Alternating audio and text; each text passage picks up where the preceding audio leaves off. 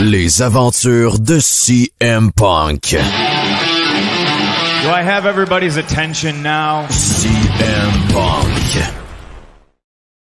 CM Punk Il est malade, ce thème-là. Il est malade. Merci. Oui, merci beaucoup à ton confrère, puis oui, Jordan, pour avoir fait ce magnifique thème. On le remercie. Ça fait plaisir. On va le réentendre plus tard. Oui, ben là, il y a des surprises. Faut pas dire les surprises. Il y a des surprises qui s'en viennent, vous allez capoter. Ça a été, c'est ça, un segment CM Punk a attiré l'attention très rapidement parce qu'il est rentré dans le ring, pas dans un bon mood du tout. Et il y avait comme un double rôle ce soir, un peu corporatif et un peu dans son personnage. Et le côté corporatif, c'était de parler de la situation avec Jon Moxley, de dire que malheureusement, lui aussi a passé par là, d'avoir besoin de sortir de la roue du hamster, comme il l'a mentionné, de prendre une pause et de se donner une chance de passer au travers de situations difficiles. On sait, Moxley, ça a été annoncé aujourd'hui, qu'il se retirait pour un certain temps pour aller faire un programme de réhabilitation, souffre de ce qu'on peut appeler de l'alcoolisme. C'est ça, tu sais. Puis c'est une situation pas évidente et c'est Punk qui a eu la tâche d'en parler ouvertement, de demander aux gens de chanter le nom de Jon Moxley et qu'il y avait beaucoup de respect pour lui, pour ce qu'il faisait, parce que bon, il comprenait ça lui aussi. Ça a été c'est très... moi, en tout cas, j'ai été très ému de ce segment-là. Je trouvais que c'était de toute beauté que la compagnie décide. C'est sûr que ça prend l'approbation de Jon Moxley et qu'il soit ouvert à ce que ce soit public. Mais après, qu'on n'ait pas décidé de le cacher, qu'on n'ait pas décidé ouais, c'est ça, de faire un storyline. C'est ça, exactement. Moi, je pense que c'est la première fois que je vois ça à la lutte, là, à la télé, en tout cas, qu'on acknowledge le fait que quelqu'un a un problème puis qu'on encourage les gens à la maison s'ils vivent les mêmes choses, les mêmes détresses de consulter, d'appeler un ami, quelque chose de même. Mais puis j'aimais ça aussi le fait qu'on montre que Jon Moxley, même si c'était un tough, des deathmatch, puis tout ça, il y a quand même des faiblesses, puis tout ça. Puis ben moi, j'aimerais ça entendre un lutteur. Là, puis oui, on semble comprendre que la lutte, c'est un monde de bully puis de macho. Puis je sais pas si c'est encore présent dans les locker rooms. Moins qu'avant, mais quand j'ai commencé, ça a toujours... Ben, même encore aujourd'hui, il y a toujours des clics, il y a toujours ceux qui s'entendent mieux ensemble. Puis tu as toujours un peu de bullying, mais c'est moins pire qu'avant. Quand j'ai commencé à lutter, il me semble que je me faisais... Je veux pas jouer la victime, là. Je veux pas dire que j'étais victime à ce point-là d'intimidation dans un backstage de lutte, mais j'étais celui qui faisait le moins d'hardcore, j'étais celui qui faisait moins les prises impressionnantes. Moi, j'ai toujours été un gars d'entertainment. L'homme aux mille sourires, ça date pas d'hier. Puis souvent, ben, on me reprochait, on est quand même jeune et con, là, mais ouais, puis oui, tapette, tu veux pas prendre ça? Ouais.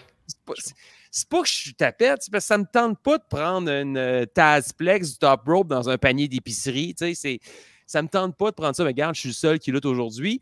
Puis je pense que le fait que je me suis toujours tenu debout, il y a des lutteurs dans le temps qui m'ont écrit, puis ça fait une couple de mois pour s'excuser d'avoir été un peu mean, d'avoir été un peu désagréable avec moi, en sachant où ce que je me suis rendu aujourd'hui.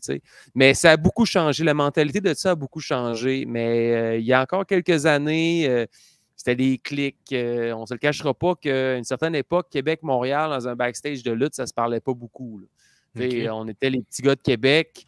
Il y avait les gars de Montréal dans le locker room. C'était toutes les grosses cliques, les grosses organisations de la métropole.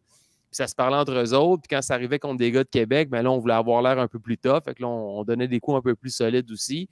Ça n'a pas toujours été le fun dans mon cas personnel, mais c'est vraiment moins pire. Sérieusement, là, ça fait longtemps que je n'ai pas été dans un backstage de lutte et il y a du monde qui ne se parle pas, là. Je vais à Shawinigan en fin de semaine, la FCL. Wow! Sérieusement, vraiment un beau backstage. Au Diamant, samedi dernier, à la NSPW, il y a un bel esprit d'équipe, comme ça fait longtemps que j'en ai pas vu. Puis je pense que c'est... Je ne sais pas si la pandémie nous a fait réaliser que crime, c'est des amis, c'est une famille, on s'ennuie, on a hâte de se voir. Ouais. Ouais. Mais je pense que la mentalité a beaucoup changé, mais je pense que ça va aussi avec la société. Je pense que les jeunes d'aujourd'hui sont plus conscientisés à l'intimidation. Je pense qu'il y en a moins dans les cours d'école. Mais je pense que ça se reflète aussi avec la relève qui arrive à la lutte. On est là tous ensemble pour monter un show, puis on est tous sur le même pied d'égalité. Le DJ, l'annonceur, celui qui filme, que les lutteurs et les officiels, que celui qui fait la sécurité, puis on démonte le ring à la fin. Puis je pense que même Steve Boutet pourrait en témoigner. Ça fait longtemps qu'on n'a pas eu autant de monde pour aider à démonter la salle. Sérieusement, c'est vraiment le fun. On est vraiment sur une belle lignée. Puis je pense que la All Elite Wrestling prouvé encore ce soir, quand on parlait dans les dernières semaines, de voir CM Punk, Sting, puis Darby Allin, puis de parler, puis que tout le monde est sur le même pied d'égalité, puis c'est ça la All Elite Wrestling, j'avais dit que c'est un exemple à suivre, qu'il y a plusieurs organisations québécoises qui devraient aller dans ce sens-là. Ben, je pense qu'avec le bel esprit d'équipe, parce que mettons, Roman Reigns suspendu 60 jours parce qu'il a fumé du pot, on dit ça sur Internet, mais à la télévision, il est blessé pour 60 jours, il ne reviendra pas. Là, je pense que on a une autre mentalité, on a une autre façon de voir les choses. Moxley a des problèmes. Il a donné la permission à Tony Khan. Tu peux en parler. Ben, on s'est servi de ça, puis j'ai jamais vu ça dans le monde de la lutte pour faire de la sensibilisation puis dire, vous avez besoin d'aide? Oui, ça arrive. J'ai passé par là. N'hésitez pas à demander de l'aide. Ouais, directement sur le ring, mais pas en vignette après, avec un petit message un peu cheap. Là, c'est vraiment le silence de la foule. Ouais. Incroyable. Ça, je pense que ça l'a ajouté là, au respect du moment.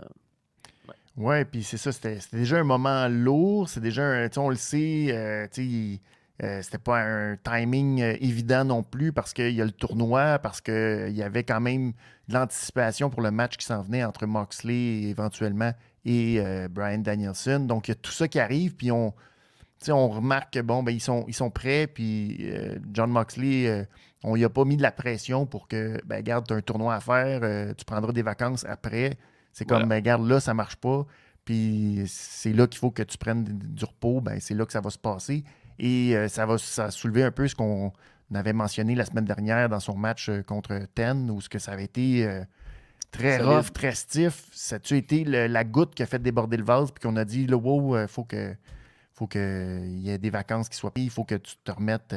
que ta tête soit autant là que physiquement. Ouais, on ne connaît pas le backstage, on ne sait pas s'il arrive un peu chaud, puis il arrive ça à 100% pendant les matchs, puis tout ça, puis à suivre, mais au moins c'est un bon exemple pour les jeunes puis le monde qui regarde la télévision. Ouais. Exact.